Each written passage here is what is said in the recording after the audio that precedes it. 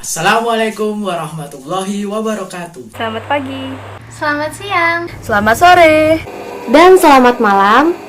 Perkenalkan, kami dari Nama saya Agung Nugroho dari Fakultas E, Departemen E4. Saya Unggul Oktaviani Maranto, Fakultas Ekonomi Manajemen, jurusan Agribisnis. nama saya Dea Miranda Widana Putri dari FMIPA Departemen Ilmu Komputer. Nama saya Sultan Muhammad Iskandar dari Fakultas MIPA, Departemen Statistika.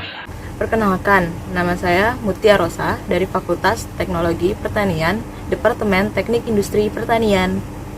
Nama saya Anggita Putri Mesyarani dari Fakultas Pertanian, Departemen Arsitektur Landscape. Saya Fatima Kansaisana Yefri dari Departemen Ilmu Nutrisi Teknologi Pakan Fakultas Peternakan.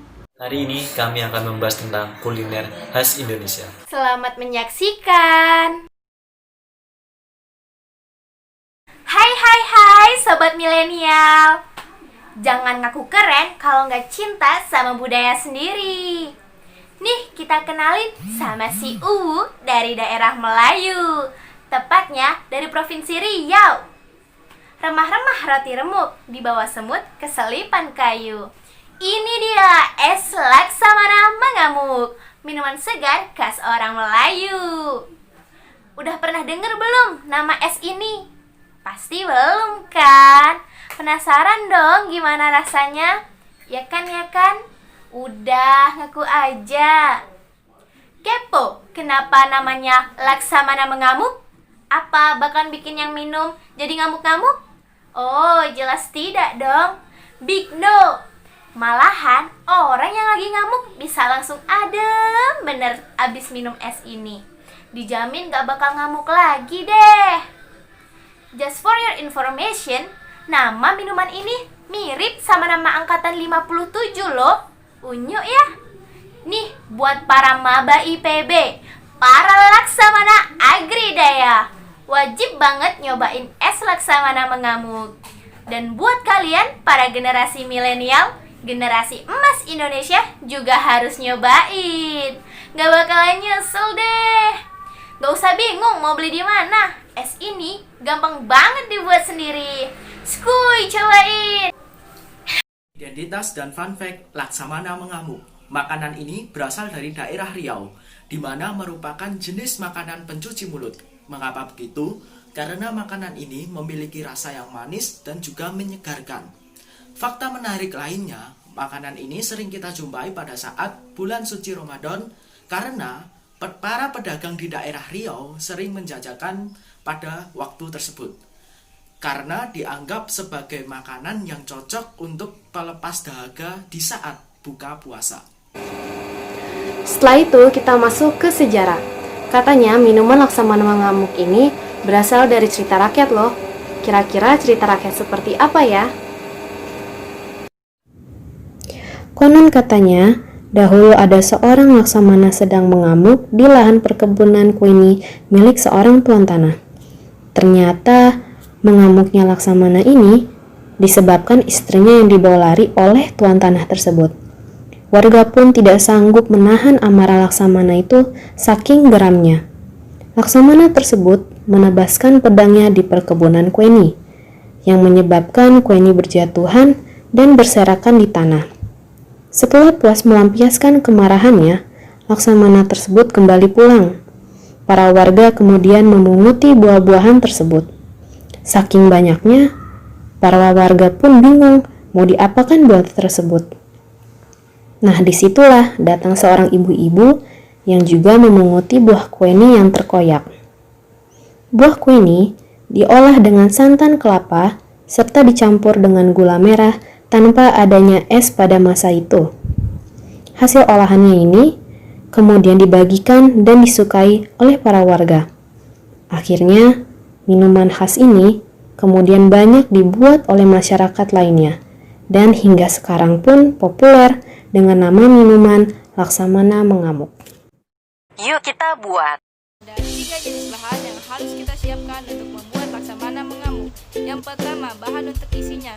Kita memerlukan 2 buah mangga kueni, 1 buah kelapa muda yang sudah diparut dagingnya, kemudian 2 sendok makan selasi dan es batu secukupnya. Kemudian bahan untuk kuahnya kita memerlukan 600 ml santan cair, 2 lembar daun pandan, dan seperempat sendok teh garam. Dan kemudian untuk sirupnya kita memerlukan 300 ml air, 200 gram gula pasir, 2 lembar daun pandan, dan seperempat sendok teh garam. Nah, kalian pasti udah tahu kan bahan-bahan apa aja nih yang dibuat untuk membuat es laksamana mengamuk ini. Penasaran kan pastinya gimana tuh cara buatnya? Yuk kita lihat. Jadi, ada 3 tahapan untuk membuat es laksamana mengamuk ini. Cukup mudah kok langkahnya. Jadi yang pertama kita membuat kuahnya dulu, yaitu rebus 600 ml santan cair. Lalu kita masukkan 2 lembar daun pandan yang sudah dikasih simpul ya. Dan yang ketiga kita masukkan 1/4 sendok teh garam. Setelah itu kita aduk sampai rata dan tunggu sampai mendidih. Setelah mendidih kita sisihkan dulu ya. Nah yang kedua kita membuat sirupnya nih. Pertama kita rebus 300 ml air menggunakan api kecil. Setelah itu kita masukkan 200 gram gula pasir. Lalu kita masukkan 2 lembar ikat daun pandan yang sudah dikasih simpul ya. Yang ketiga kita masukkan 1/4 sendok teh garam. Lalu kita aduk rata sampai mendidih. Setelah itu dinginkan. Nah yang terakhir ini adalah tahap penyajian. Yang pertama kita susun 400 gram mangga yang sudah dipotong dadu. Setelah itu kita masukkan kelapa muda yang sudah diserut. Lalu kita masukkan es batu secukupnya. Setelah itu kita masukkan 2 sendok makan biji selasi yang sudah direndam. Lalu kita masukkan lagi kelapa muda yang sudah diserut. Setelah itu kita tuang kuah hingga penuh. Lalu kita masukkan sirup secukupnya.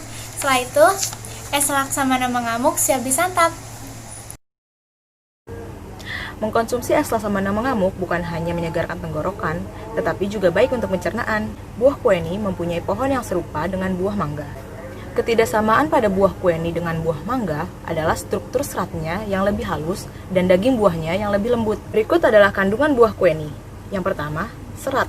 Kandungan serat pada buah kueni mampu cegah sembelit dan gangguan pencernaan lainnya. Yang kedua, vitamin A. Vitamin A yang terdapat di dalamnya baik untuk kesehatan mata dan juga daya tahan tubuh. Terdapat 10% vitamin B6 juga loh guys, yang baik untuk imun dan sel-sel tubuh. Berikutnya, vitamin C. Vitamin C adalah kandungan terbesar yang terdapat dalam buah kueni. Kandungannya dapat meraih separuh atau lebih kurang 40% kandungan vitamin C dalam 100 gram buah kueni. Kelima, kalsium. Walaupun hanya sedikit, buah kueni ternyata memiliki kandungan kalsium yang baik untuk tubuh kita. Paling tidak cukup membantu pemenuhan kebutuhan alkaline kalsium setiap harinya yang akan menjaga kesehatan tulang kita. Keenam, zat besi. Zat besi sendiri memiliki banyak kegunaan, antara lain mempercepat penyembuhan luka dan menambah kandungan darah dalam tubuh. Keenam, zat besi. Zat besi sendiri memiliki banyak kegunaan, antara lain penyembuhan luka dan menambah kandungan darah di dalam tubuh. Ketujuh, fosfor. Baik buat tulang juga gigi kita. Bahan selanjutnya adalah kelapa. Kandungan di dalam daging buah kelapa terdapat 90% asam lemak jenuh dan 10% asam lemak tak jenuh.